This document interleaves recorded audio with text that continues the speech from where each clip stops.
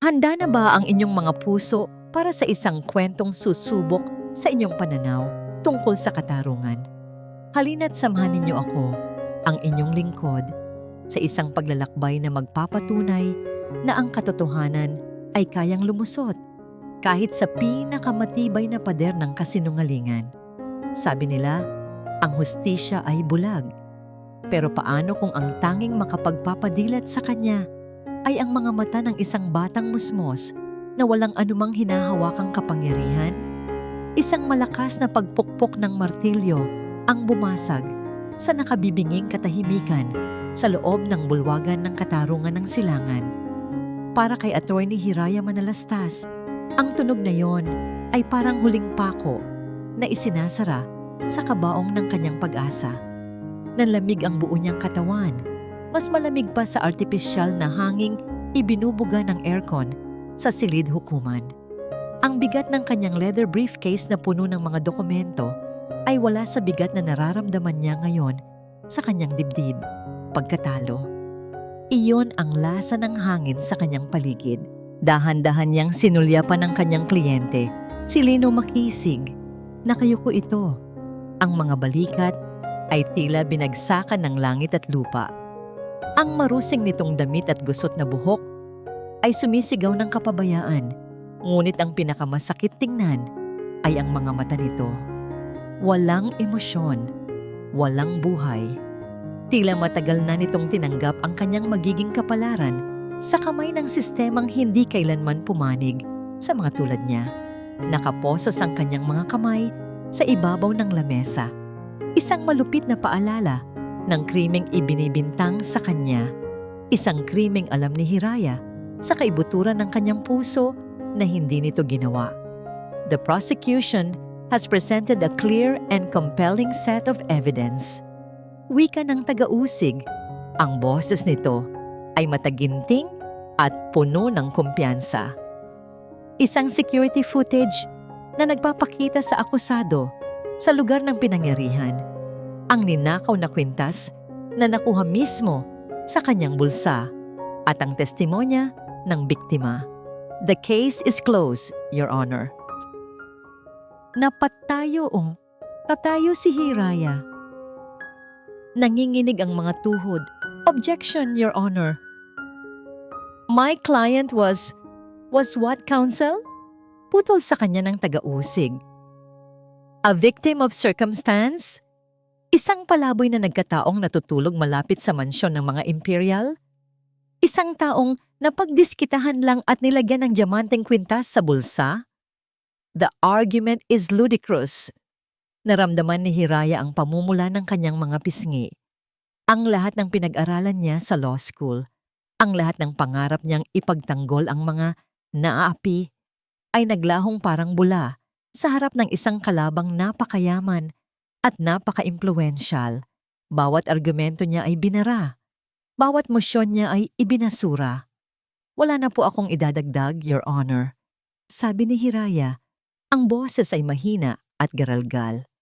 Napilitan siyang umupo. Iwas ang tingin kay Lino. Hindi niya kayang salubungin ang mga mata nito. Bigo siya. Ang kanyang mga mata ay napadako sa kabilang panig ng silid. Doon, sa unang hilera ng mga upuan, ay nakaupo ang mag-asawang Imperial. Si Miguel Imperial, sa kanyang mamahaling suit, ay may isang bahagyang ngisi sa kanyang mga labi habang nakatingin sa hukom. Isang nangiti ng tagumpay. Sa tabi niya ay ang kanyang asawang si Isla. Maganda, elegante, ngunit may blankong ekspresyon na parang isang manikang porselana na palamuti lamang sa tabi ng kanyang makapangyarihang asawa. Sila ang larawan ng kapangyarihan, ng yaman, ng mundong hindi kailanman kayang abutin o labanan ng isang tulad ni Lino Makisig. Itinaas ng hukom ang kanyang martilyo, handa nang ibigay ang hatol na alam na ng lahat. Ito na, ang katapusan. Ngunit bago pa man ito bumagsak, isang malakas na kalabog ang umalingaw-ngaw nang bumukas ang mabigat na pinto sa likuran ng korte. Lahat ng mga mata ay napalingon doon. Mula sa siwang ng pinto, isang maliit na bata, Ang humahangos na tumakbo papasok. Payat ito, nakasuot ng luma at maluwag na t-shirt at may hawak na isang lumang cellphone. Ang kanyang mga mata ay nanlalaki sa takot, ngunit may bahid ng desperadong determinasyon. Sandali, wag po. Sigaw ng bata. Ang tinig ay maliit, ngunit sapat na para marinig ng lahat. May ebidensya po ako. May pruweba ako. 2 gwardiya ang mabilis na kumilos para harangin ang bata. Ngunit nakalusot ito at tumakbo papunta sa gitna. Totoo po. Nakita ko. May video po ako. Order in the court! Sigaw ng hukom. Ang muka ay nagpapakita ng iritasyon. Remove that child from my courtroom. Nagsimulang magbulungan ng mga tao. Napatayo si Miguel Imperial. Ang ngiti sa kanyang mukha ay napalitan ng pagkain. Si Alan De Leon, isang reporter mula sa lokal na pahayagan, ay mabilis na itinaas ang kanyang telepono para kumuha ng litrato sa kaguluhan. Habang hinihila ng mga gwardya ang bata na nagpupumiglas at sumisigaw, isang bagay ang pumitik sa isipan ni Hiraya. Isang maliit na kislap ng apoy sa gitna ng malamig na abo ng kanyang pagkatalo. Ito na marahil ang himalang hinihintay niya. Isang imposible, isang katawa-tawa, ngunit isang pagkakataon. Habang papalapit ang mga gwardiya sa bata, na si Sinag Reyes, tumayo si Hiraya. Tinipon ang lahat ng natitira niyang lakas. Sandali po, kagalang-galang na hukom. Halos pasigaw niyang sabi. Ang boses ay nangingibabaw sa lahat ng ingay. Lahat ay napatingin sa kanya. Pakiusap, huwag niyo po siyang paalisin. Councilor Manalastas, this is highly irregular. Sagot ng hukom. Ang kilay ay magkasalubong. Alam ko po, Your Honor. Giit ni Hiraya, ang kanyang mga mata ay nakatuon sa bata. Pagkatapos ay sa hukom. Pero ang batang iyan, maaring siya ang susi sa buong kasong ito. Para sa isang mamamahayag na tulad ni Alan De Leon, ang amoy ng gulo ay mas matapang pa sa amoy ng kapeng barako sa umaga. At sa sandaling iyon, sa loob ng korte ni Hukom de la Fuente, ang samyo ng isang malaking istorya ay siksik na siksik at nakasusulasok. Habang ang lahat ay abala sa kaguluhan, si Alon ay kalmado. Ang kanyang mga mata ay tila lente ng kamera. Kinukunan ang bawat detalye, ang bawat emosyon. Ito ang kanyang mundo. Ang kaguluhan ng iba ay ang kanyang entablado. Pinagmasdan niya ang batang si Sinag, ang abogadong si Hiraya Manalastas, at ang namumutlang mukha ni Miguel Imperial. Sa isip niya, nabubuo na ang posibleng headline.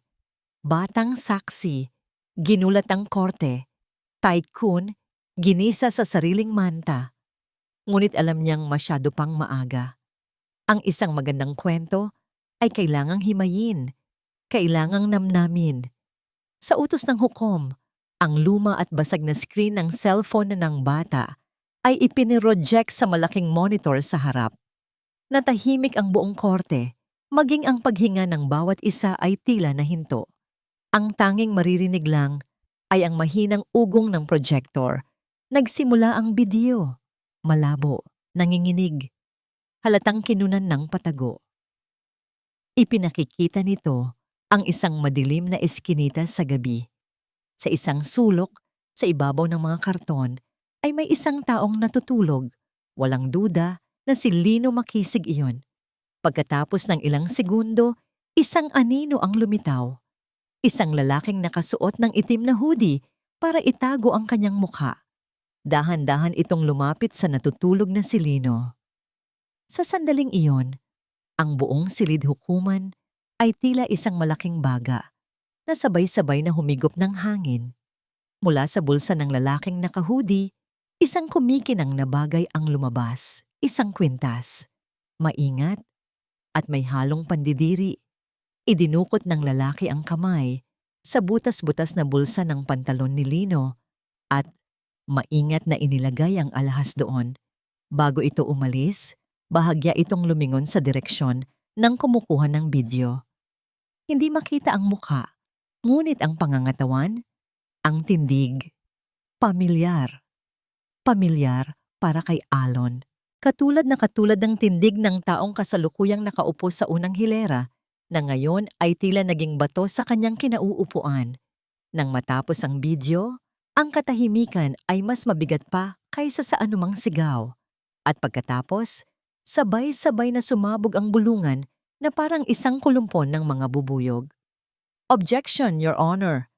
Halos pasigaw na, sabi ng abogado ni Miguel Imperial, isang matandang lalaki na kilala sa pagiging tuso. "This is absurd." Ang bidyong yan ay malabo, hindi mapagkakatiwalaan at malinaw na maaaring pineke o minanipula. This is a mockery of justice, ngunit huli na ang lahat. Ang duda ay naitanim na. Si Miguel Imperial ay hindi kumikibo, ngunit nakita ni Alon ang pag-igting ng kanyang panga at ang paraan ng pagkuyom niya sa kanyang kamao. Ang maskara ng isang respetadong negosyante ay nagsisimulang magkabitak-bitak. "This court is adjourned." Malakas na anunsyo ng hukom. Ang boses ay nagpapahiwatig ng pagkairita at pagkalito. Ang paglilitis ay ipagpapaliban hanggang sa mapatunayan natin ang autensidad ng bagong ebidensyang ito. Court dismissed. Nagkagulo ang lahat. Mabilis na inilabas ng mga gwardiya si Lino, habang ang mga reporter ay nagunahan papunta sa taga-usig at sa abogado ni Imperial. Ngunit si Alon ay mayroon lang isang target. Nakita niya si Hiraya Manalastas na kinakausap ang umiiyak na si Sinag at ang ina nito. Hinintay niya itong matapos. Nang magsimulang maglakad si Hiraya paalis sa pasilyo, mabilis siyang hinarang ni Alon. Mukha itong pagod na pagod, ngunit may bagong liwanag sa kanyang mga mata, isang liwanag ng pag-asa. "Attorney Manalastas." Simula ni Alon, inilabas ang kanyang press ID. Alon de Leon mula sa Silangan Chronicle. Tiningnan lang siya ni Hiraya mula ulo hanggang paa. Ang ekspresyon ay blangko. Hindi ito nagsalita. "Magaling ang ginawa mo kanina." Pagpapatuloy ni Alon gamit ang kanyang pinaka-charming na ngiti. "Isang malaking sugal, pero mukhang nagbunga. Pero ngayon, mas malaki ang problema mo. Kakainin ka ng buo ng mga pating ni Imperial kung mag-isa ka lang." "Ano ang kailangan mo, Mr. De Leon?" Malamig na tanong ni Hiraya. "Kailangan mo ng kakampi para ikwento ito ng tama."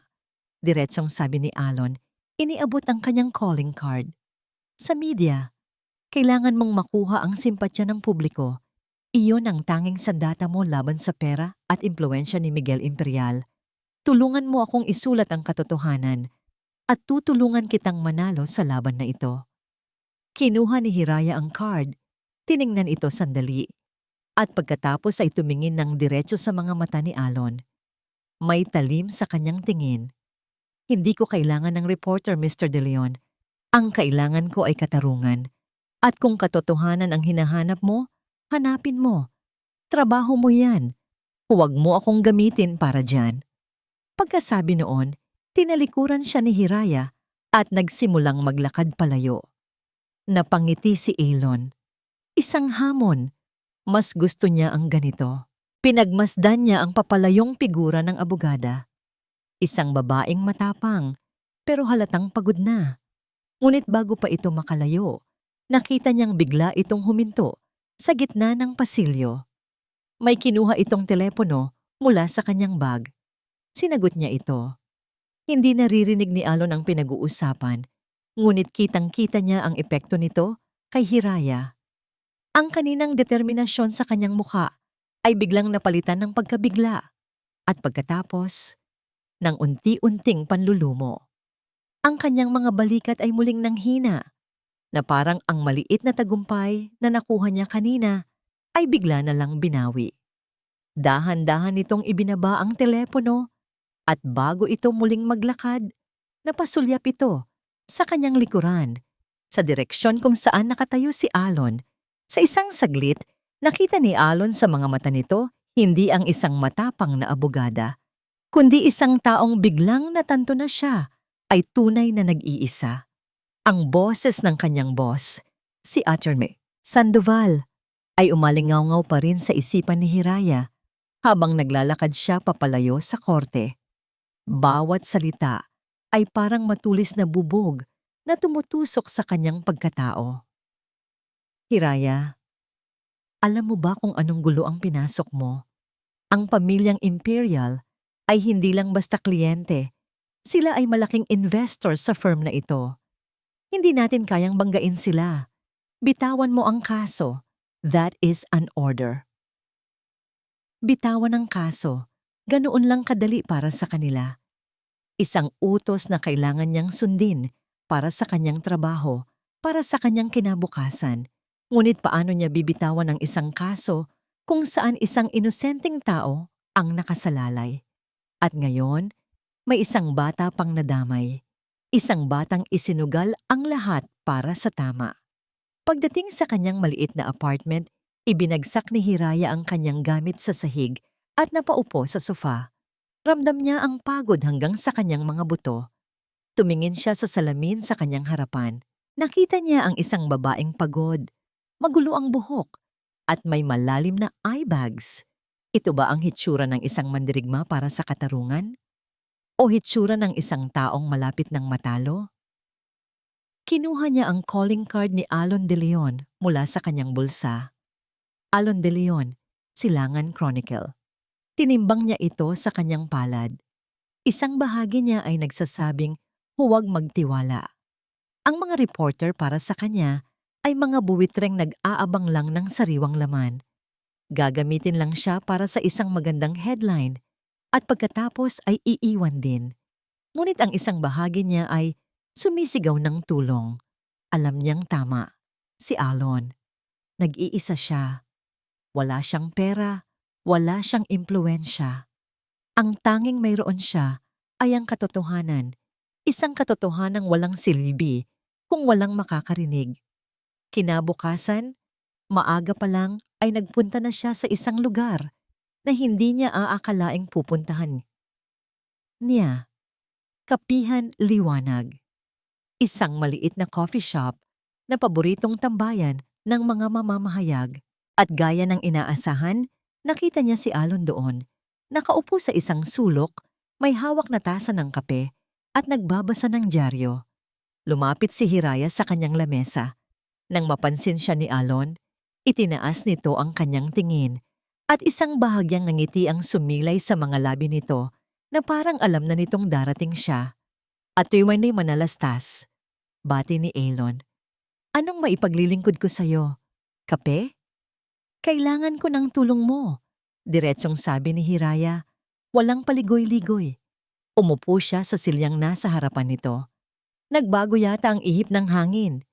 Sagot ni Alon, ibinaba ang dyaryo. Bago tayo magsimula, may mga patakaran ako.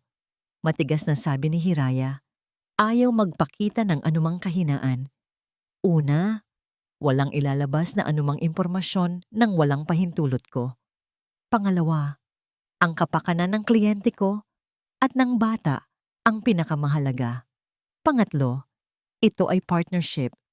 Hindi mo ako tauhan at hindi rin kita boss. Ngumiti lang si Alon. Fair enough. So, ano ang unang hakbang natin, partner?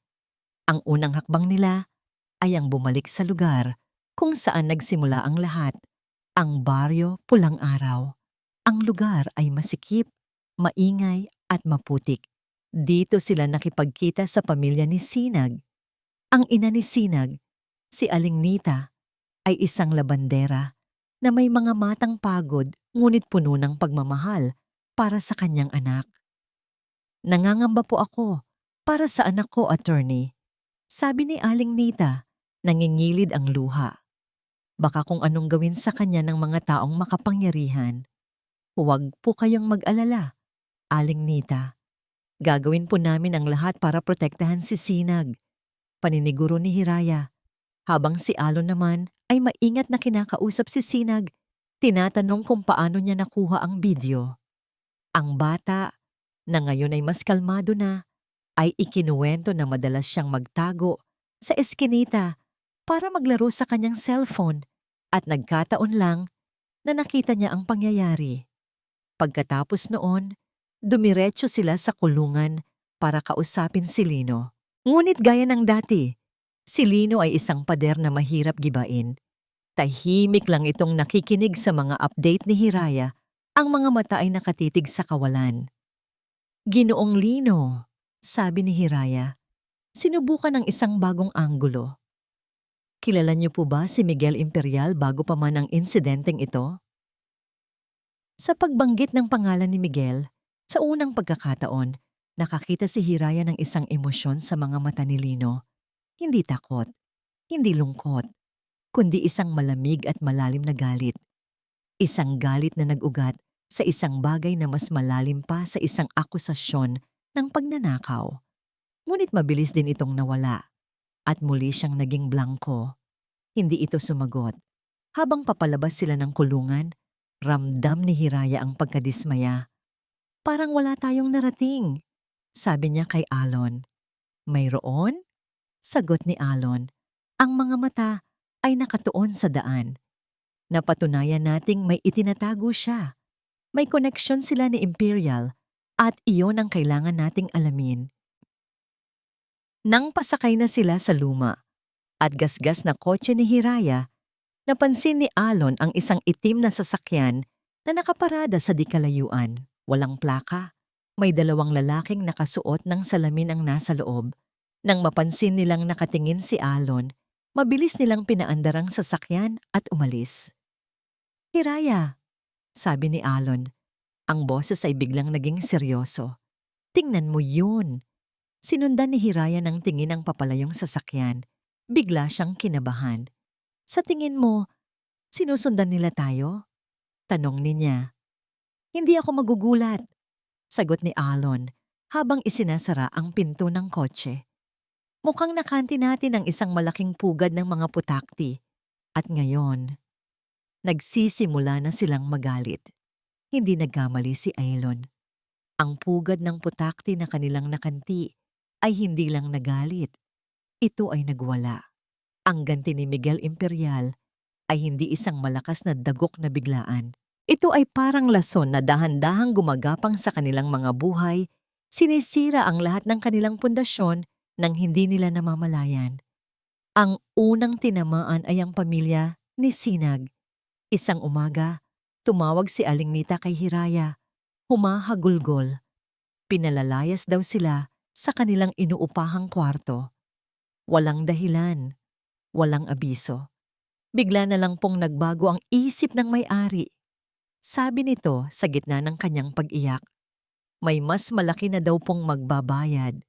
Alam ni Hiraya, alam ni Alon na hindi yon ang totoong dahilan. Ang kamay ni Miguel Imperial ay mahaba at abot. Kahit ang pinakamaliit na eskinita ng Baryo Pulang Araw. Pagkatapos, si Hiraya naman ang sumunod.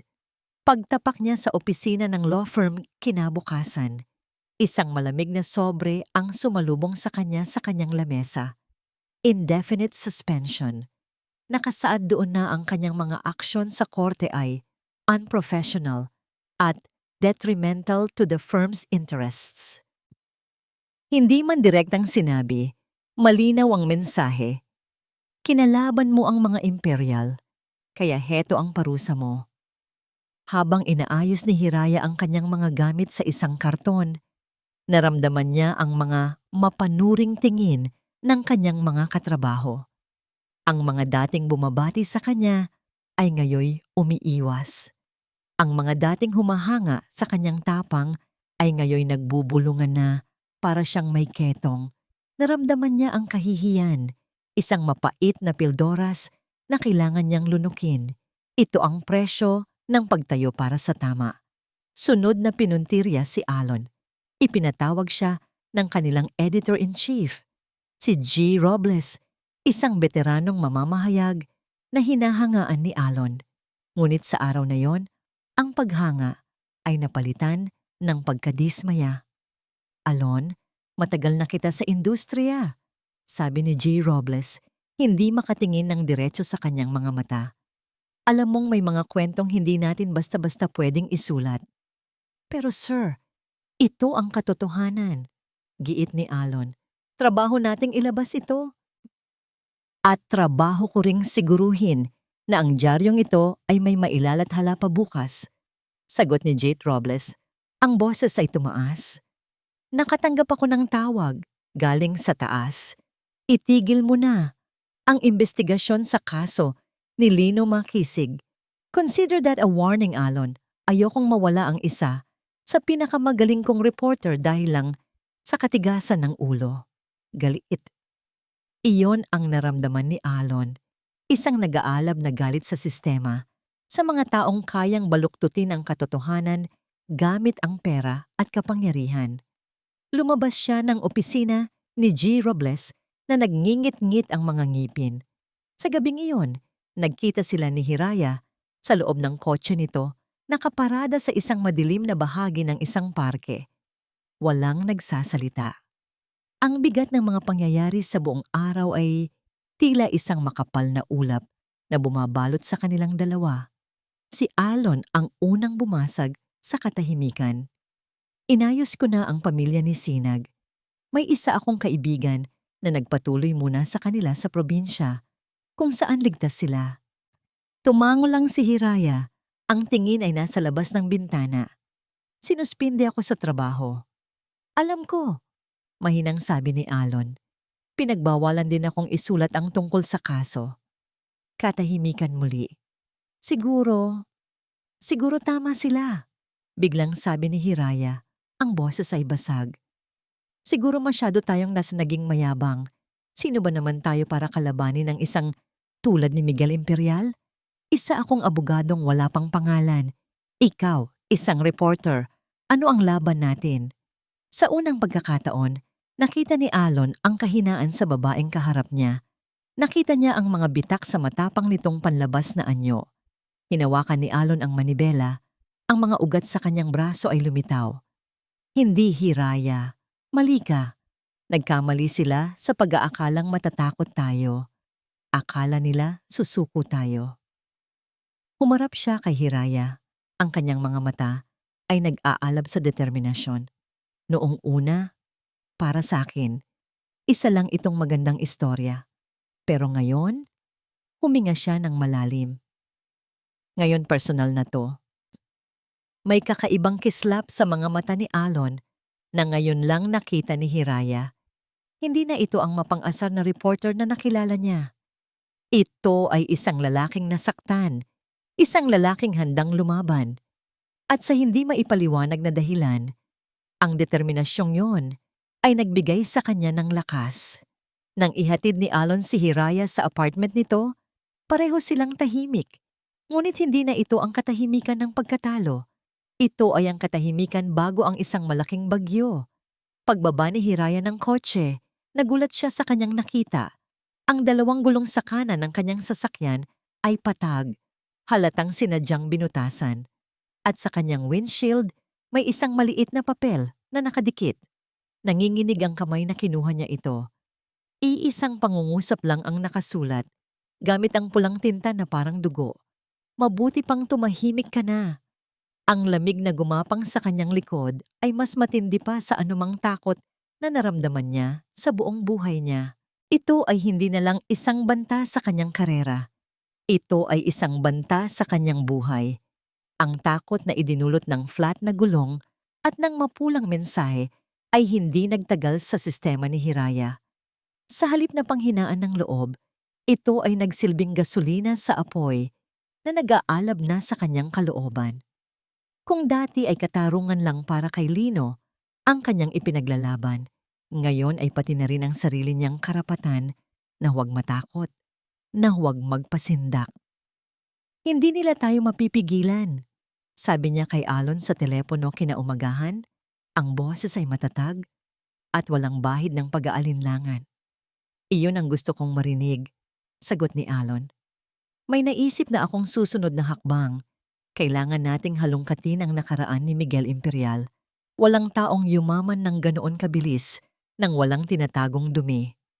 Ginamit ni Alon ang kanyang mga koneksyon.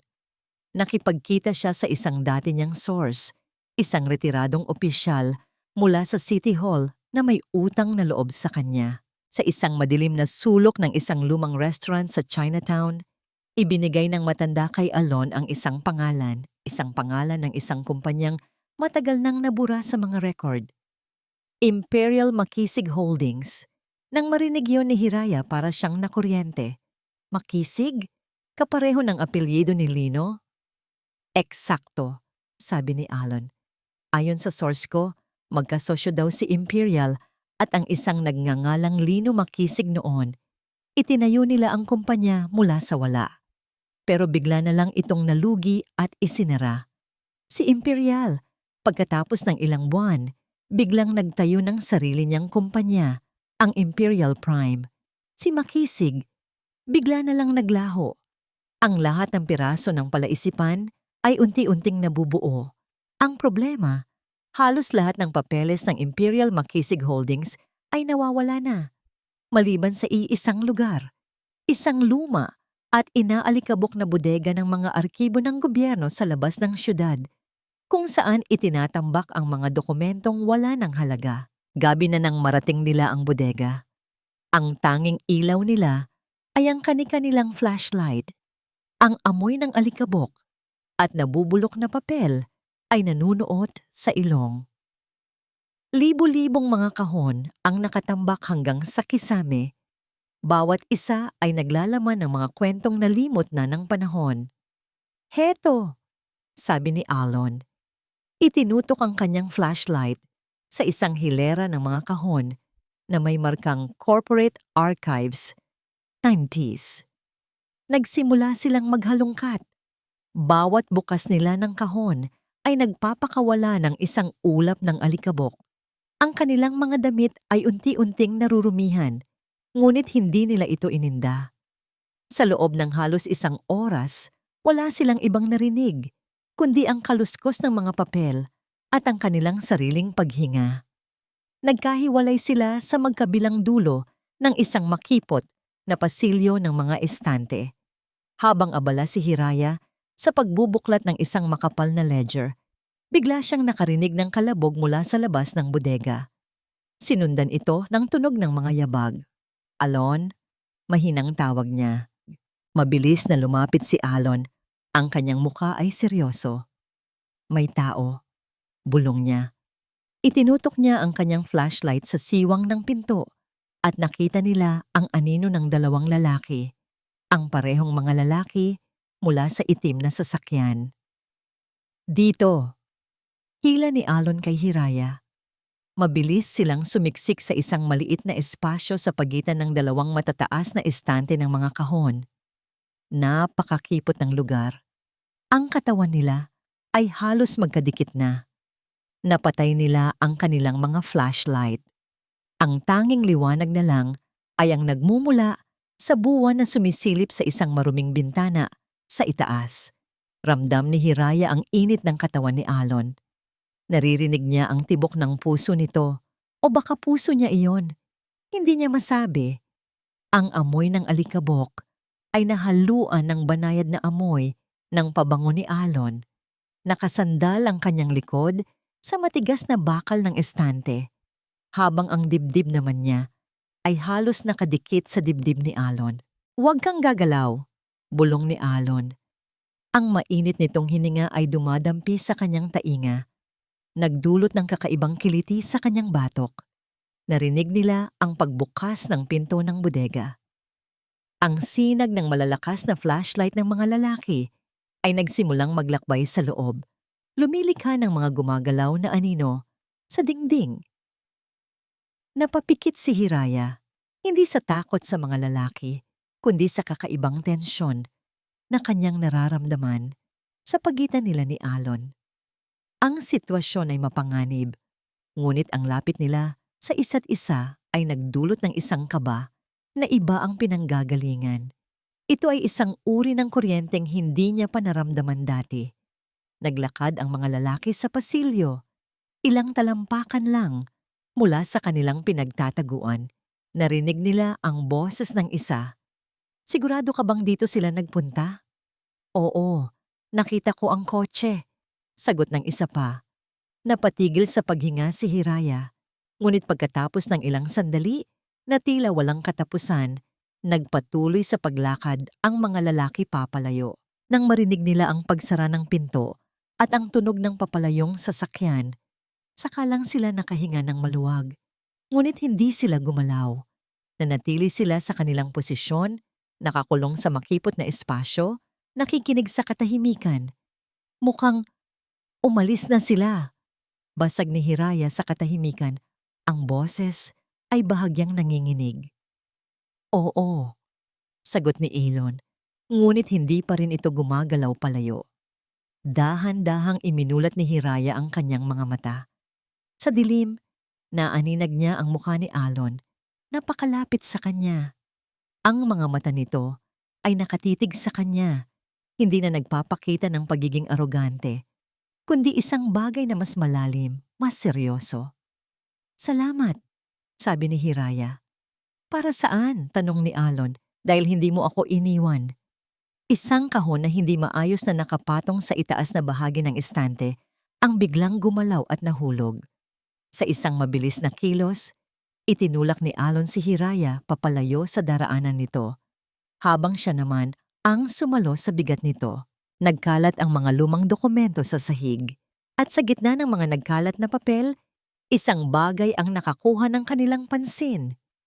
Isang lumang litrato. Dinampot ito ni Hiraya.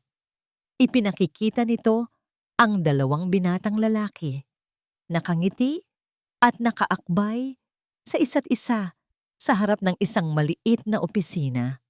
Ang isa ay isang mas batang Miguel Imperial. Ang mga mata ay puno ng ambisyon at ang isa pa ay isang masaya, malinis at puno ng pag-asang si Lino Makisig. Binaliktad ni Hiraya ang litrato. Sa likod nito, mayroong sulat kamay na mensahe. Ang tinta ay medyo kupas na. Mga pangarap na magkasamang bubuuin, Lynn. Para kay Lino Makisig, ang oras sa loob ng kulungan ay hindi gumagalaw. Ito ay isang ilog na natuyo, isang relos na walang baterya. Ang bawat araw ay kapareho lang ng kahapon at siguradong magiging kapareho rin ng bukas. Ang tanging nagbabago lang ay ang itsura ng mga anino sa sahig ng kanyang selda habang gumagalaw ang araw sa labas. Isang paalala na may isang mundong patuloy na umiikot kahit na ang sa kanya ay matagal nang huminto. Kaya nang muli niyang makita si Attorney Hiraya at ang reporter na si Elon sa kabilang panig ng salamin sa visiting area, wala siyang naramdamang gulat. Ang naramdaman niya ay pagod. Isang pagod na nagmumula hindi sa katawan, kundi sa kaluluwa. Alam niyang may dala silang tanong. At alam niyang sa pagkakataong ito, hindi na niya matatakasan ang mga multo ng kanyang nakaraan. Umupo siya sa malamig na upuang metal. Inilapag ni Hiraya ang isang bagay sa maliit na mesang naghihiwalay sa kanila. Isang litrato. Nang makita ito ni Lino, para siyang sinuntok sa sikmura. Ang hangin ay biglang nawala sa kanyang mga baga. Ang lalaki sa litrato na nakangiti ng napakalapad, puno ng pangarap at sigla. Sino siya? Hindi niya makilala ang sarili. Ang tanging pamilyar lang sa kanya ay ang sakit na dulot ng alaala. At sa tabi niya, si Miguel, ang kanyang matalik na kaibigan, ang kanyang kapatid, ang kanyang berdugo. Dahan-dahang kinuha ni Lino ang litrato. Nanginginig ang kanyang mga daliri habang hinahaplos ang kupas na imahe. Binaliktad niya ito at binasa ang sulat sa likod. Mga salitang isinulat ng isang kamay na dati puno ng pag-asa. Mga pangarap na magkasamang bubuoy. Isang butil ng luha ang pumatak mula sa kanyang mata at tumama sa litrato. Binubura ang tinta ng nakaraan. At pagkatapos ng isang yon, sunod-sunod na silang bumagsak. Ang pader na itinayo niya sa paligid ng kanyang puso sa loob ng maraming taon ay bigla na lang gumuho. Kami. Nagsimula siyang magsalita. Ang boses ay garalgal at halos hindi marinig. Kami ni Migil, kami ang nagtayo niyan mula sa wala. At sa pagitan ng mga hikbi, nagsimula siyang magkwento. Isang mabilis na pagbabalik-tanaw. Dalawang binatang Lino at Miguel, magkasalo sa isang cup ng instant noodles sa loob ng isang maliit at inuupahang opisina.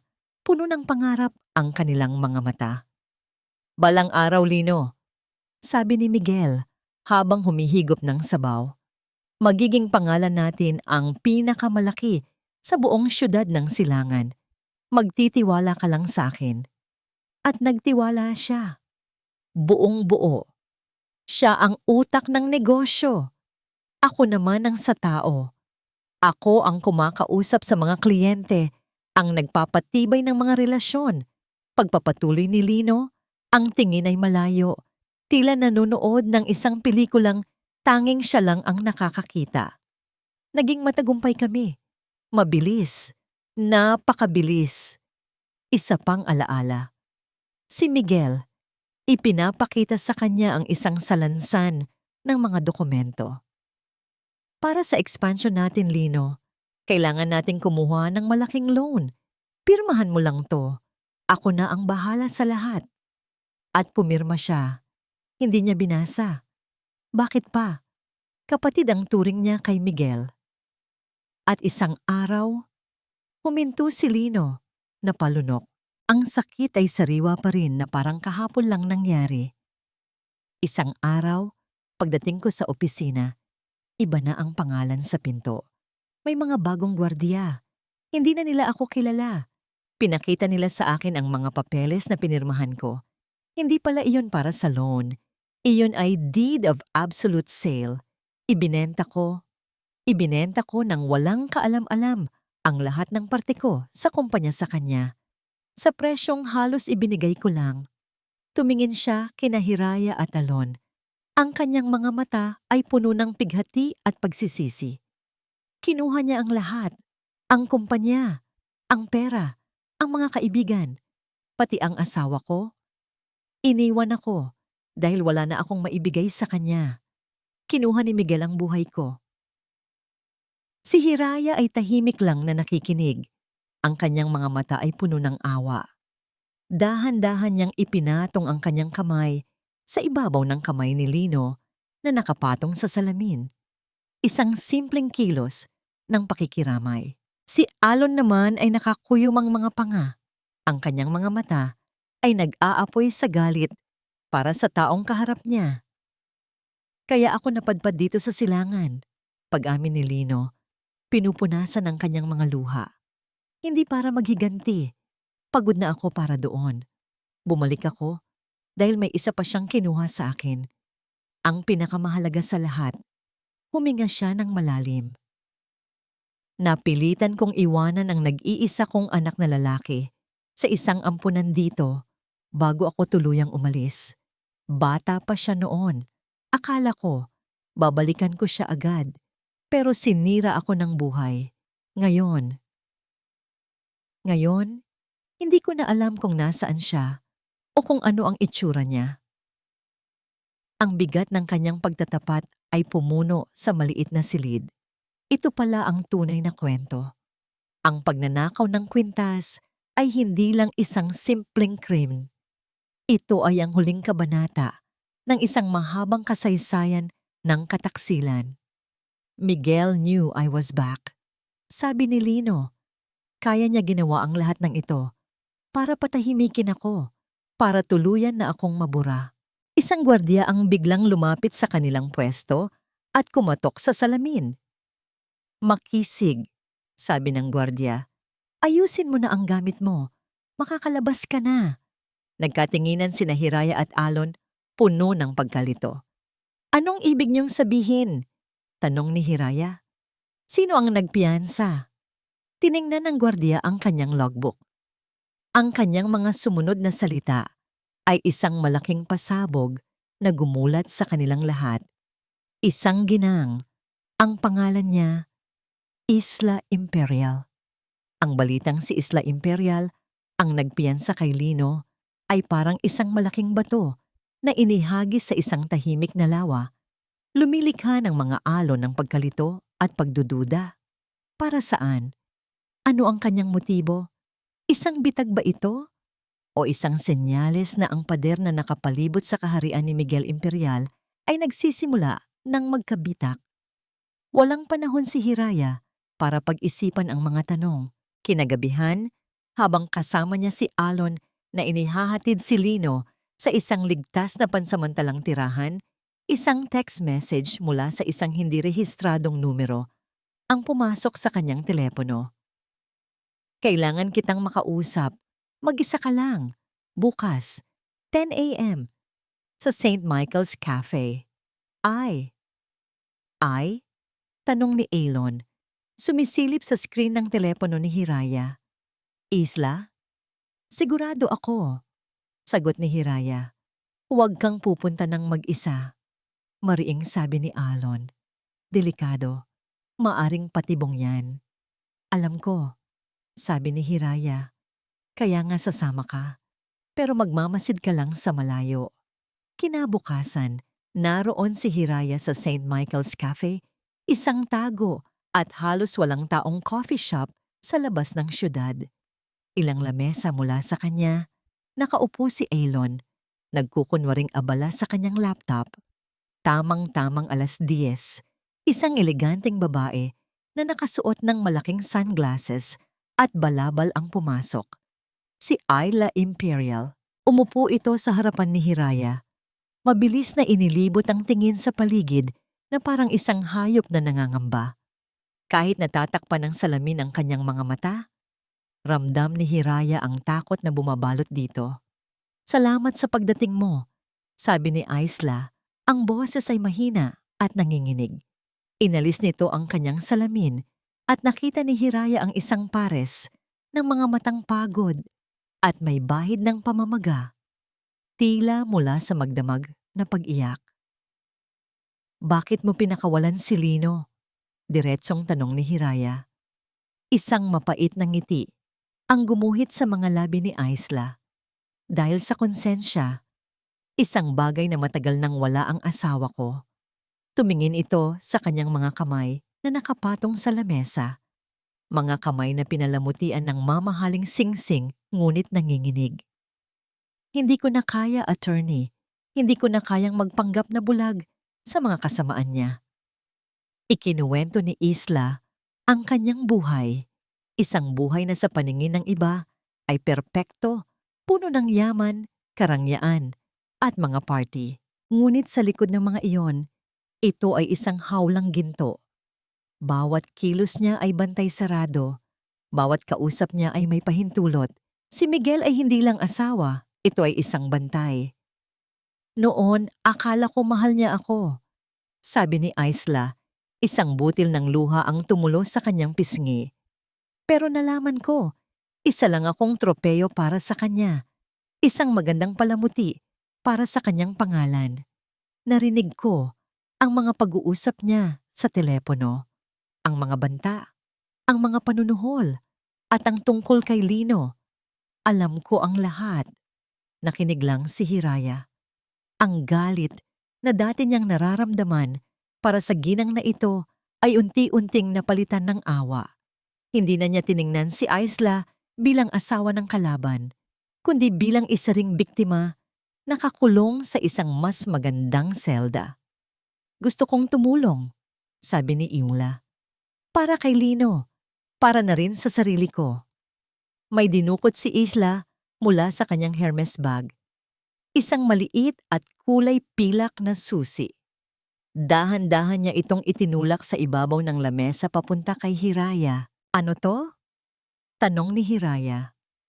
Susi yan sa isang safe deposit box sa isang maliit na bangko sa bayan. Paliwanag ni Isla.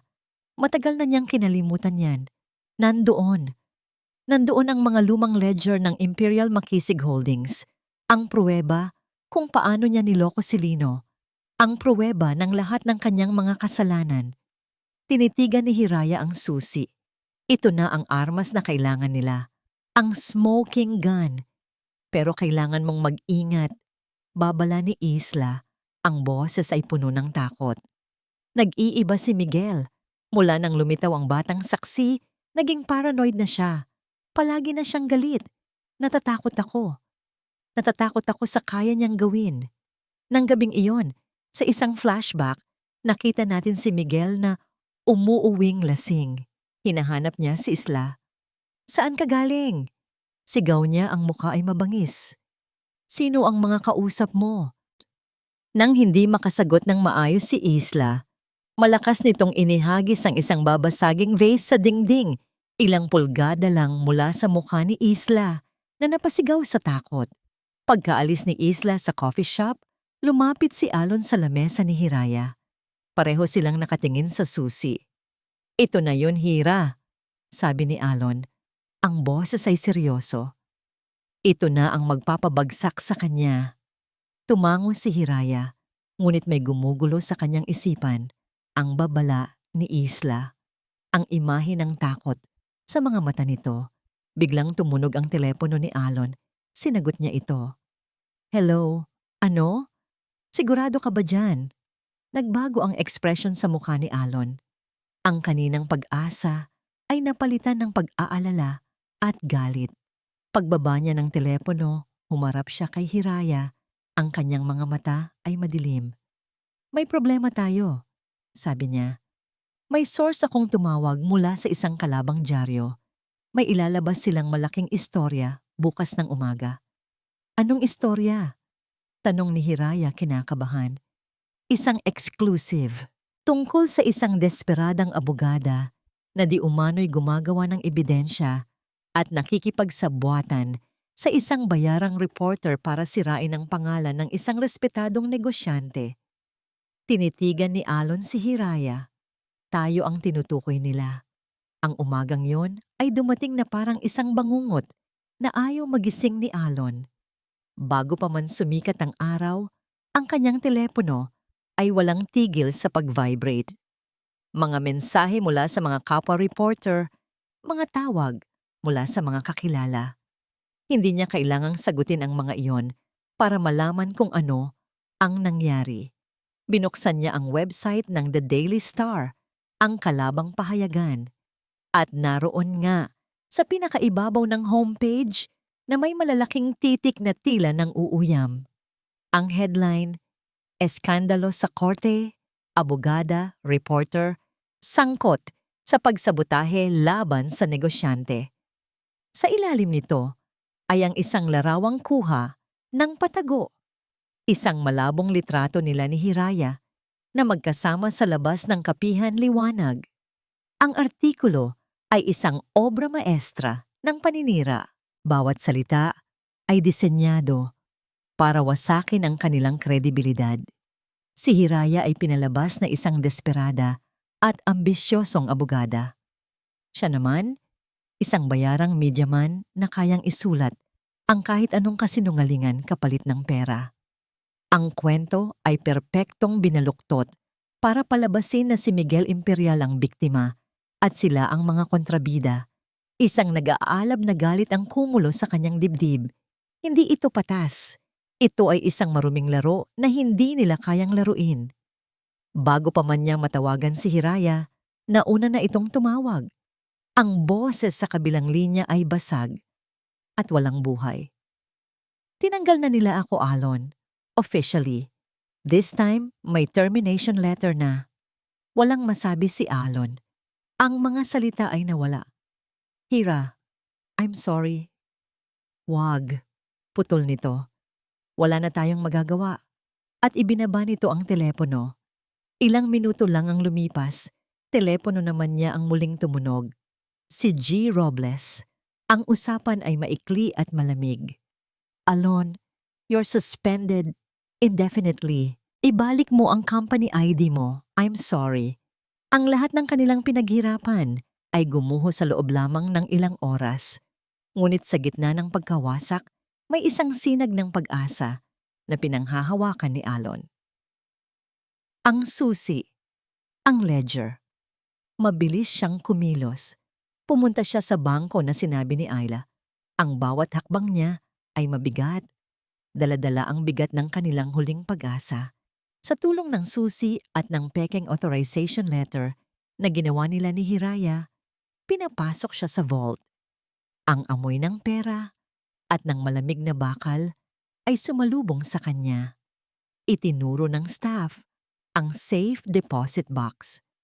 Nanginginig ang kamay na isinuksok ni Alon ng susi. Umikot ito. Isang malakas na click ang umalingaw-ngaw sa tahimik na silid. Huminga siya ng malalim bago dahan-dahang hinila ang mabigat na metal na kahon. Pagbukas niya rito, ang kanyang puso ay tila huminto sa pagtibok. Wala. Walang laman ang kahon, maliban sa isang maliit na katuping papel sa gitna. Kinuha niya ito. Isang pangungusap lang ang nakatype dito. Nice try. Isang bitag. Isang napakatalinong bitag. Alam na ni Miguel ang lahat mula pa sa simula. Ginamit niya ang sarili niyang asawa para painin sila, para bigyan sila ng huwad na pag-asa bago niya ito bawiin sa pinakamasakit na paraan. Tinawagan niya si Hiraya. Hira, yung ledger? Hindi niya matuloy ang sasabihin. Anong nangyari? Tanong ni Hiraya. May bahagyang pag-asa sa boses. Walang laman. It was a trap, Hira. Isang patibong. Narinig niya ang isang malakas na pagbagsak ng isang bagay sa kabilang linya na sinundan ng isang pigil na hikbi. Sana hindi na lang ako naniwala sa'yo. Sigaw ni Hiraya. Ang boses ay puno ng sakit at galit. Sana tinigilan ko na to nung una pa lang. Sinira mo ang lahat, Alon. Sinira mo ang buhay ko. Ako? Ako ang sumira. Sagot ni Alon, ang sarili niyang pagkadismaya at galit ay sumabog na rin. Nagtiwala ka sa asawa ng kalaban natin. Ano ang inaasahan mo? Ako ang nagpumilit sa'yo. Pero pareho nating pinasok to. Huwag mong isisi lahat sa akin. Umalis ka na sa buhay ko. Layuan mo na ako. Fine. Sigaw ni Alon. Good luck sa'yo ng mag-isa. Click. Ibinaba niya ang telepono. Ang galit ay mabilis na napalitan ng isang nakalulunod na pakiramdam ng kabiguan. Napasuntok siya sa pader ng kanyang opisina, hindi dahil sa galit kay Hiraya, kundi sa galit sa sarili. Bigo siya. Bigo siyang protektahan ito. Bigo siyang manalo. Umupo siya sa kanyang silya na pasabunot sa sariling buhok. Tinitigan niya ang kawalan. Lahat ay nawala. Ang trabaho, ang kaso, ang tiwala ni Hiraya. Tapos na ang laban. Talo na sila.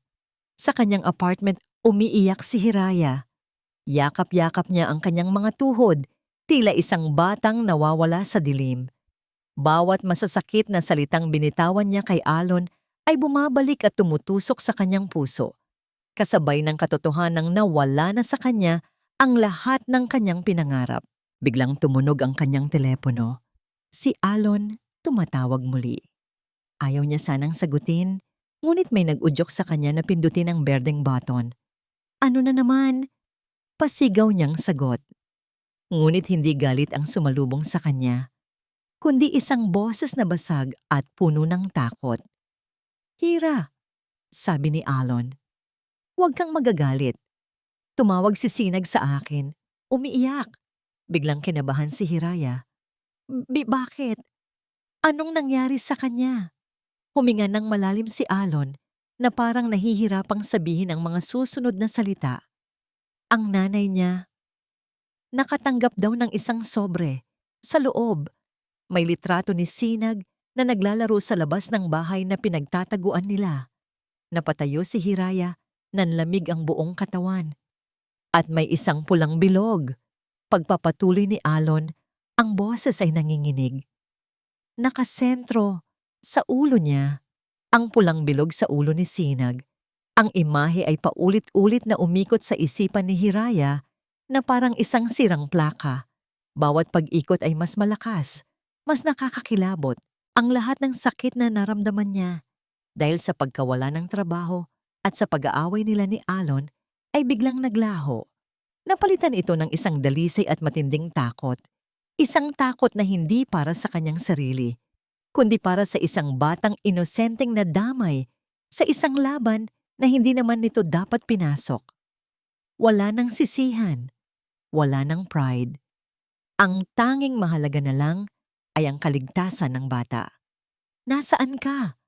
tanong ni Hiraya sa telepono. Ang boses ay nanginginig ngunit determinado. "Pupuntahan kita." Nagkita sila ni Alon sa isang madilim na kanto, malayo sa kanilang mga apartment. Pagpasok niya sa kotse nito, ang bigat ng kanilang huling pag-uusap ay nanatili sa hangin. Ngunit natabunan ito ng mas mabigat na problema. Hindi sila nagtinginan sa mata. Nakatingin lang sila pareho sa kalsada sa unahan. "Kasalanan ko to." Basag ni Hiraya sa katahimikan.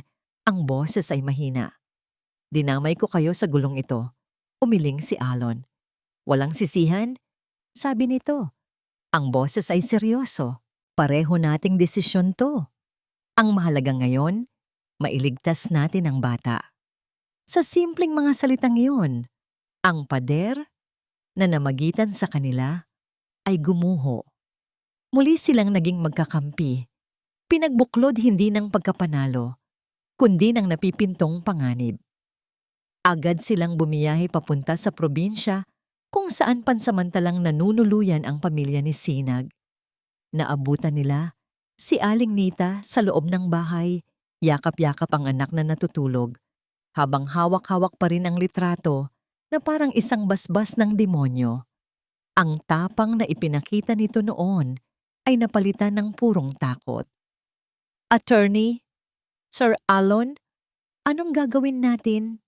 tanong nito. Ang mga luha ay walang tigil sa pag-agos. "Huwag po kayong mag-alala, Aling Nita," sabi ni Hiraya, hinawakan ang kamay ng ginang. "Hindi namin kayo pababayaan. Kailangan lang natin siyang mailipat sa isang lugar na mas ligtas, kung saan hindi sila matutunton ni Miguel." Doon nagsimula ang kanilang bagong misyon.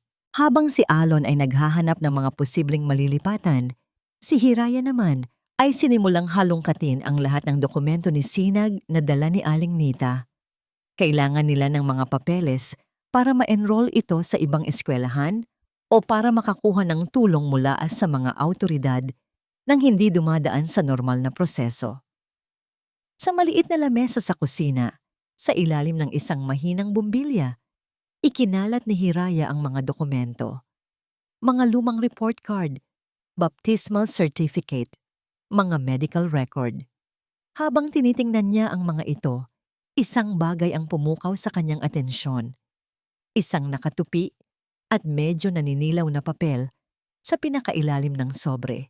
Mukha itong mas luma kaysa sa ibang mga dokumento. Kinuha niya ito at maingat na binuklat. Ito ay isang kopya ng birth certificate ng bata. Kinunutan niya ng noo ang mga nakasulat dito. Pangalan ng bata, Sinag Reyes. Pangalan ng ina, Anita Reyes. Pero ang nakasulat sa linya para sa ama, ang nagpatigil sa pagtibok ng kanyang puso. Hindi ito blangko, gaya ng inaasahan niya. May pangalang nakasulat doon, gamit ang isang sulat kamay na halatang pinilit isingit sa maliit na espasyo.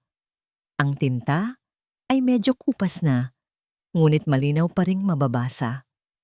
Pangalan ng ama, Lino Makasig Nanigas si Hiraya, sa kanyang kinauupuan. Binasa niya ito ulit. At ulit. At ulit. Baka namalikmata lang siya. Baka nagkakamali lang siya. Ngunit hindi.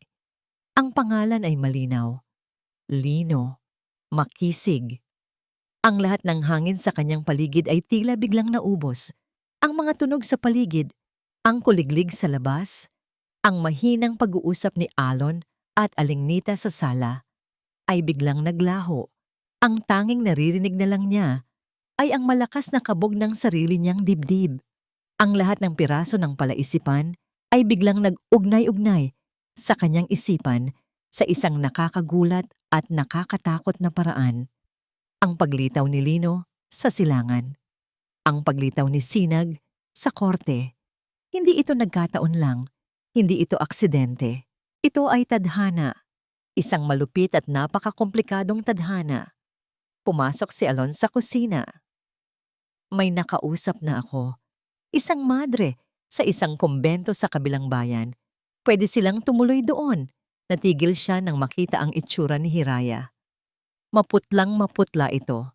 At ang mga mata ay nanlalaki na parang nakakita ng multo. Hira, anong problema? Hindi makapagsalita si Hiraya.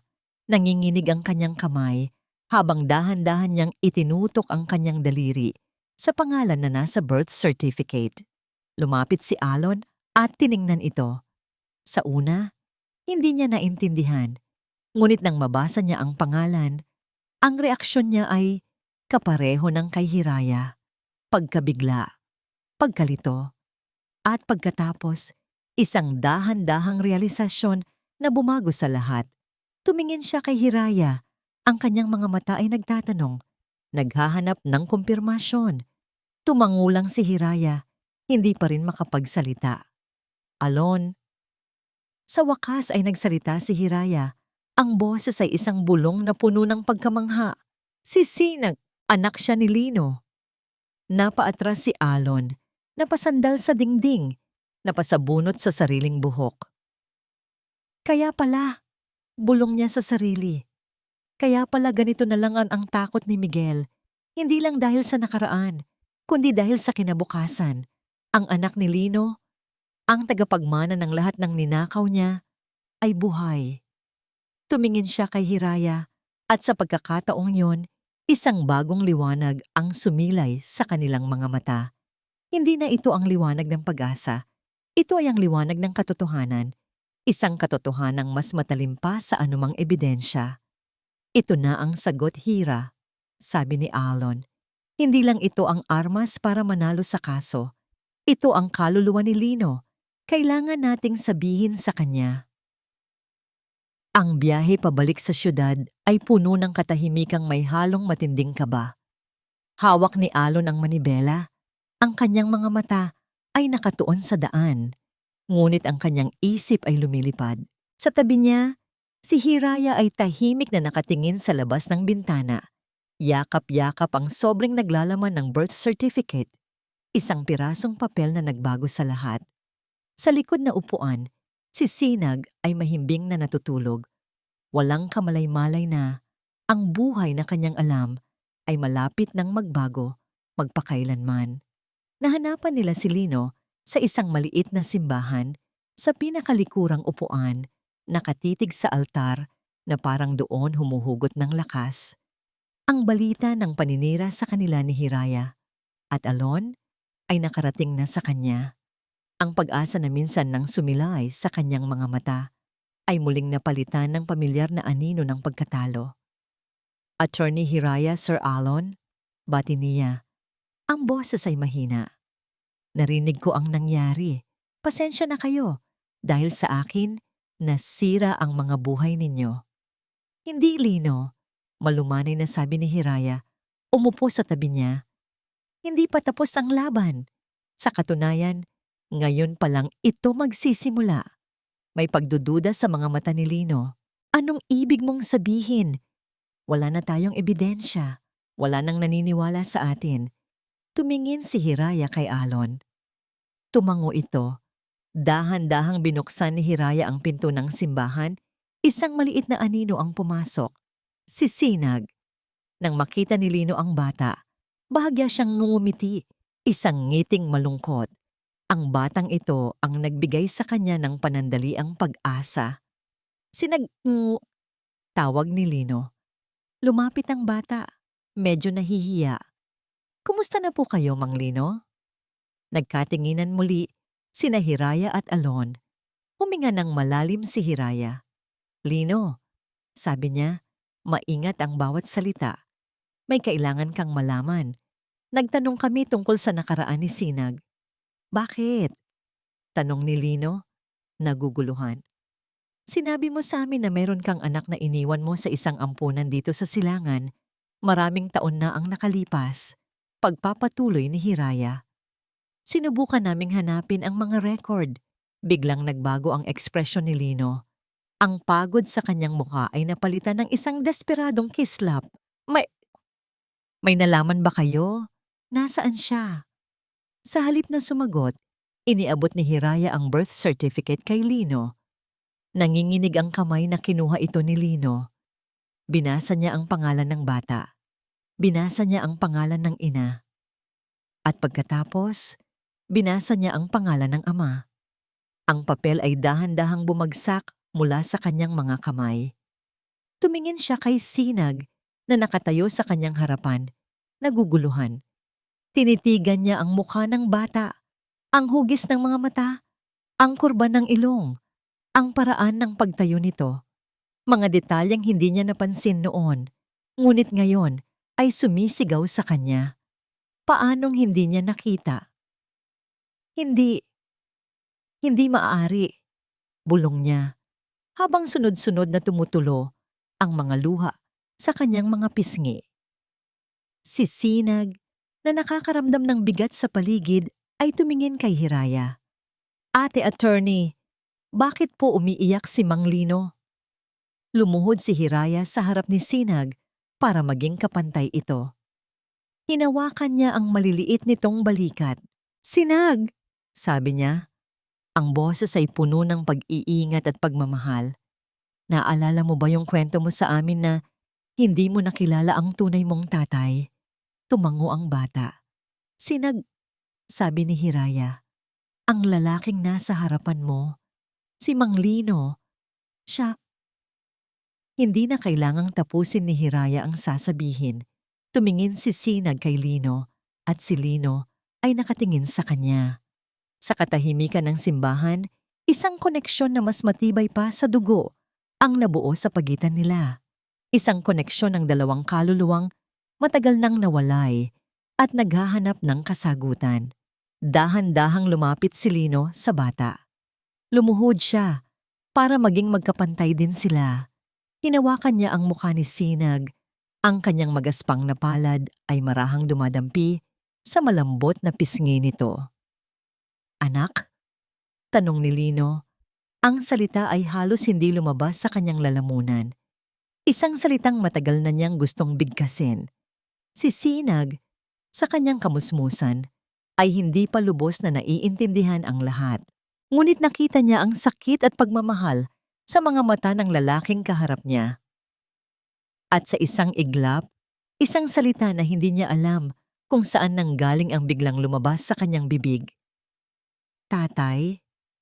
Ang salitang iyon ay parang isang kulog na yumanig sa buong pagkatao ni Lino. Hindi na niya napigilan ang sarili. Niyakap niya ang bata ng napakahigpit na parang ayaw na niya itong pakawalan pa. At sa balikat ng kanyang anak, ibinuhos ni Lino ang lahat ng sakit, lahat ng pangungulila, lahat ng pagsisisi na kinimkim niya sa loob ng 10 taon. Umiyak siya na parang isang bata. At si Sinag, sa kauna-unahang pagkakataon, ay naramdaman ang yakap ng isang ama. Niyakap niya ito pabalik at umiyak na rin. Sa isang sulok, tahimik na pinapanood ni Hiraya at Alon ang eksena. Kapwa lumuluha. Ito na ang kanilang pinakamalakas na ebidensya. Ang pag-ibig. Matapos ang ilang minuto, kumala sa yakap si Lino. Pinunasan niya ang kanyang mga luha at ang luha ng kanyang anak. Tumingin siya kay Hiraya at kay Alon. At sa pagkakataong yon, ibang tao na ang kanilang nakita. Wala na ang anino ng pagkatalo. Wala na ang lalaking sumuko na sa buhay. Ang kaharap nila ngayon ay isang ama. Isang amang handang gawin ang lahat para sa kanyang anak. Sabihin niyo sa akin ang dapat kong gawin, sabi ni Lino. Ang boses ay matatag at puno ng isang bagong tuklas na lakas. Lalaban ako. Kinabukasan, sa araw ng huling pagdinig sa korte, habang naghahanda si Hiraya sa kanyang apartment, nakatanggap siya ng isang text message mula sa isang hindi kilalang numero. Ang mensahe ay maikli, ngunit nakakapanlamig. Huwag kang tumuloy kung mahal mo ang buhay mo. Ang text message ay isang malamig na kamay na humaplos sa batok ni Hiraya. Ngunit hindi nito nagawang palamigin ang nag-aalab na determinasyon sa kanyang puso. Tinitigan niya ang kanyang refleksyon sa salamin Wala na ang anino ng pag-aalinlangan sa kanyang mga mata. Wala na ang takot. Ang nakatitig pabalik sa kanya ay isang mandirigma. Handa na para sa huling laban. Isinantabi niya ang telepono at huminga ng malalim. Ang bulwagan ng katarungan ay siksikan. Ang hangin ay mabigat sa tensyon at pag-aabang. Bawat upuan ay okupado ng mga reporter, mga usisero at mga taong sumubaybay sa kasong gumulantang sa buong syudad ng Silangan. Sa isang panig, naroon si Miguel Imperial. Nakaupo ng may kumpiyansa, ang kanyang mga mamahaling abogado ay nakapalibot sa kanya na parang isang pader. Sa kabilang panig, naroon si Hiraya kasama si Lino. Walang magagarang kasama, walang pader. Ang tanging mayroon sila ay ang katotohanan. Nagsimula ang paglilitis. Ang taga-usig, gamit ang artikulong inilabas laban kina Hiraya at Alon, ay buong giting na iginiit na ang buong kaso ay isang malaking gawa-gawa lamang. Nang pagkakataon na ni Hiraya para magsalita, dahan-dahan siyang tumayo. Ramdam niya ang daan-daang pares ng matang nakatitig sa kanya. Ramdam niya ang bigat ng kinabukasan ni Lino at Sinag sa kanyang mga balikat. Kagalang-galang na hukom. Nagsimula siya. Ang kanyang boses ay kalmado, ngunit matatag. Umaaling-ongaw sa bawat sulok ng silid. Totoo po, ang kasong ito ay hindi lamang tungkol sa isang ninakaw na kwintas. Ito ay tungkol sa isang bagay na mas malaki, mas malalim, at mas matagal nang ninakaw. Ito ay tungkol sa isang ninakaw na buhay. Sa sumunod na oras, si Hiraya ay nagbigay ng isang talumpating hindi malilimutan. Inilatag niya ang lahat. Ang kwento ng pagkakaibigan nina Lino at Miguel, ang pagtatayo ng Imperial Makisig Holdings, ang kataksilan, ang panloloko, gamit ang mga lumang dokumento na kanilang nakuha sa bodega at ang testimonya ng mga dating empleyado na sa wakas ay nagkalakas loob na magsalita sa tulong ni Alon. Unti-unti niyang giniba ang pader na itinayo ni Miguel Imperial.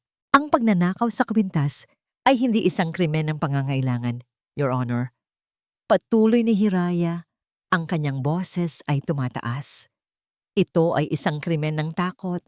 Takot na mabunyag ang katotohanan. Isang desperadong hakbang para patahimikin ang nag-iisang taong maaaring sumira sa kanyang pekeng kaharian. Objection! Ito ay puro haka-haka. Sigaw ng abogado ni Miguel. Sustained! Sabi ng huukokom. Ngumiti lang si Hiraya. Kung gayon, Your Honor, nais ko pong tawagin sa witness stand ang aking huling saksi. Isang pinto sa gilid ang bumukas. Mula roon, lumabas si Alon. Akay-akay ang isang batang lalaki. Si Sinag. Nagbulungan ang mga tao sa korte. Anong ginagawa ng bata rito? Your Honor, ito po si Sinag Reyes, sabi ni Hiraya. Ang batang nagbigay sa atin ng video. Ngunit may isa pa siyang katauhan na mas mahalaga sa kasong ito. Tumingin siya sa mga mata ni Miguel Imperial na ngayon ay nagpapakita na ng bahagyang pag-aalala. May itatanong lang po ako sa bata. Sinag, maaari mo bang sabihin sa korte kung ano ang pangalan ng iyong ama?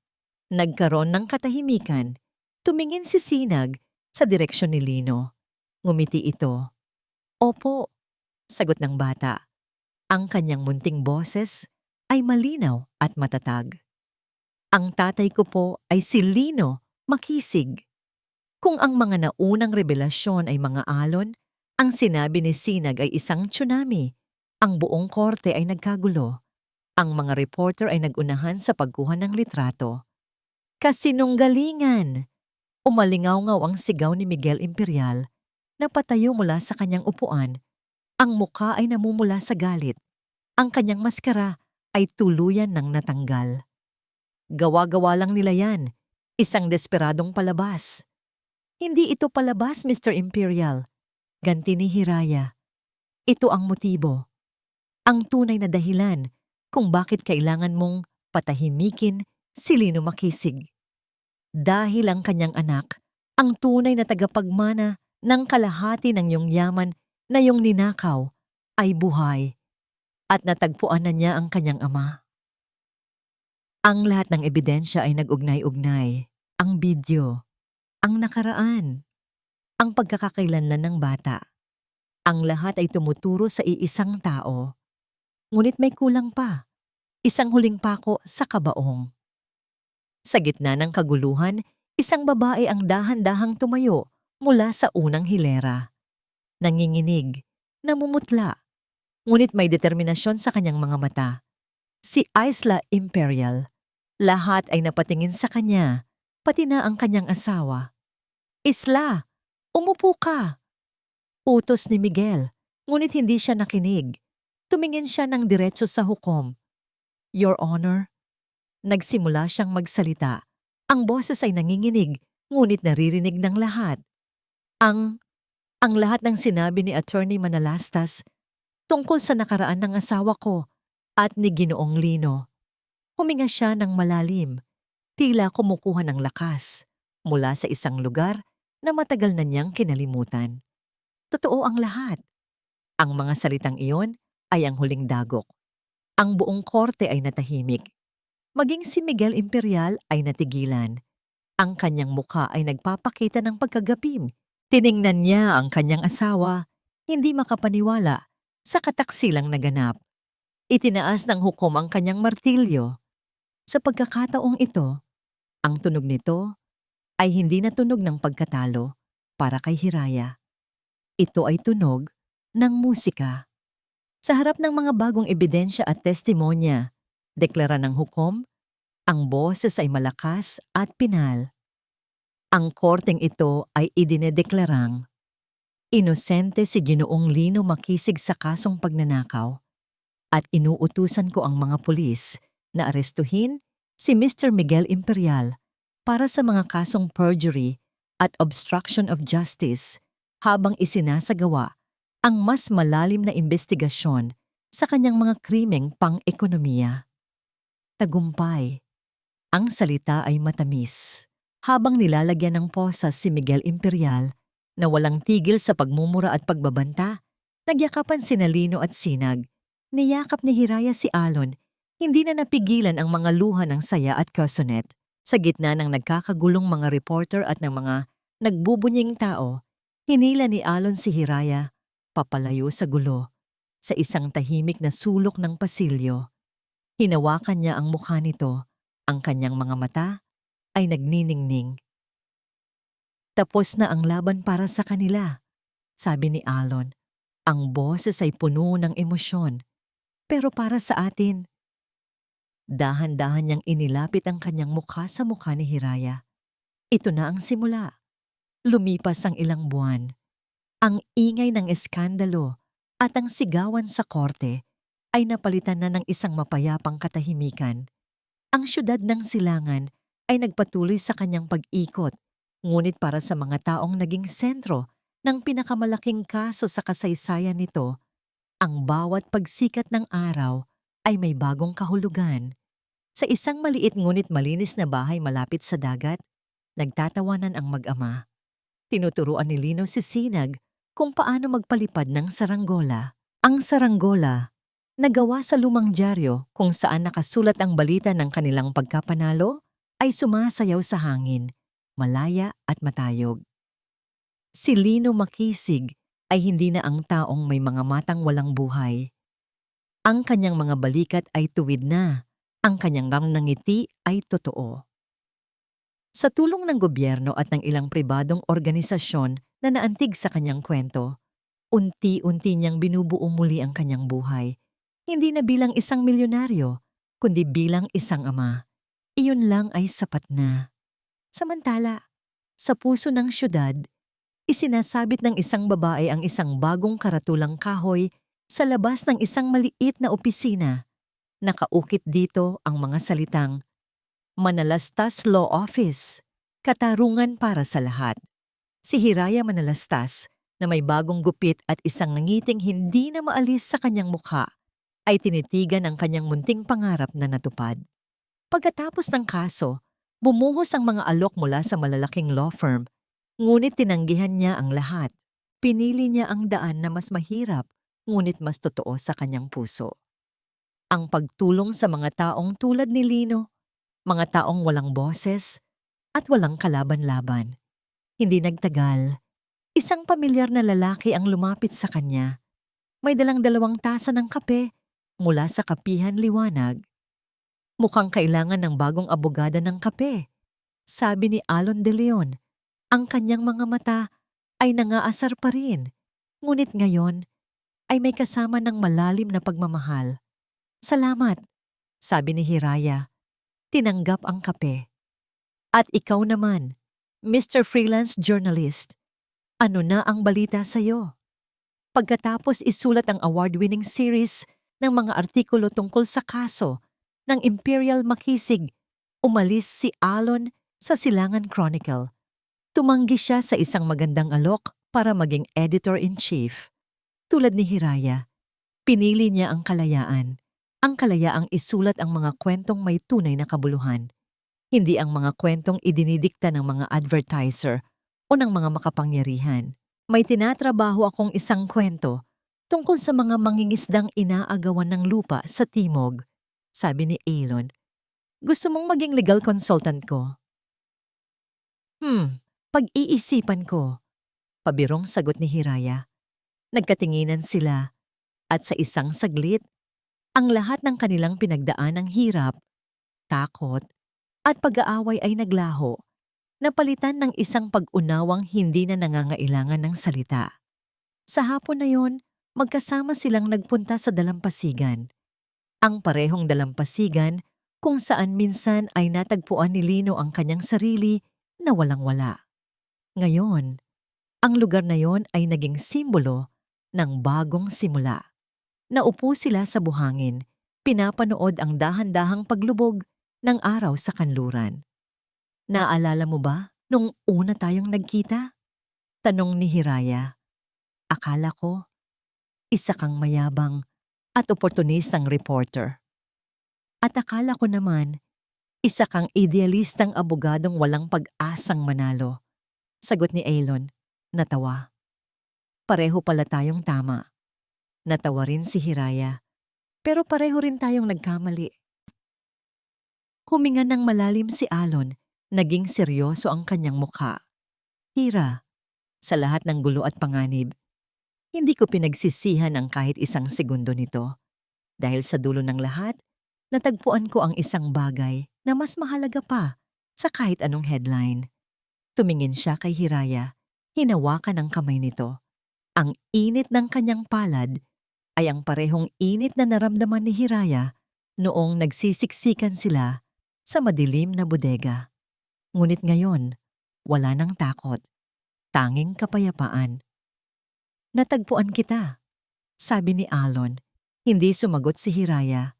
Sa halip, dahan-dahan siyang sumandal sa balikat ni Alon. Magkahawak kamay, sabay nilang pinanood ang huling piraso ng araw na lumubog at ang paglabas ng mga unang bituin sa langit. Ang pangalan ng syudad ay Silangan, lugar kung saan sumisikat ang araw.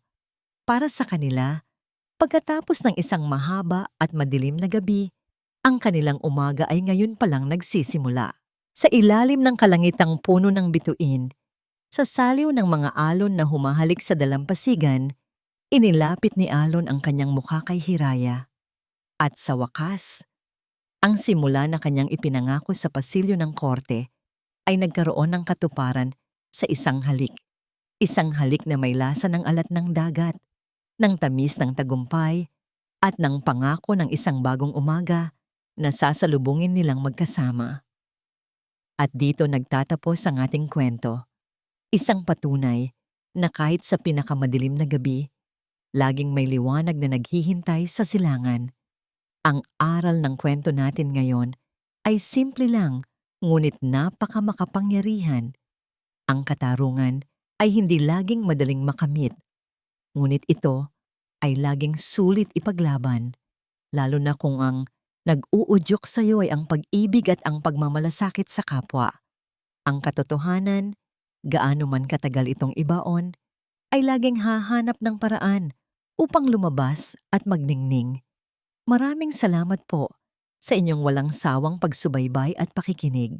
Sana po ay naantig namin ang inyong mga puso at nag-iwan ng isang mahalagang aral.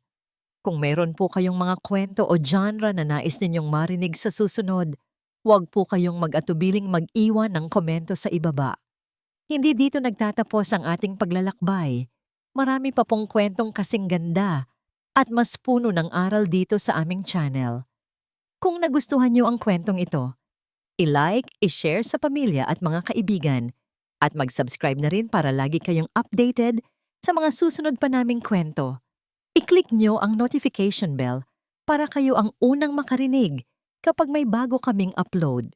Pagpalain po kayo ng Panginoon, kayo at ang inyong buong pamilya. Hanggang sa muli!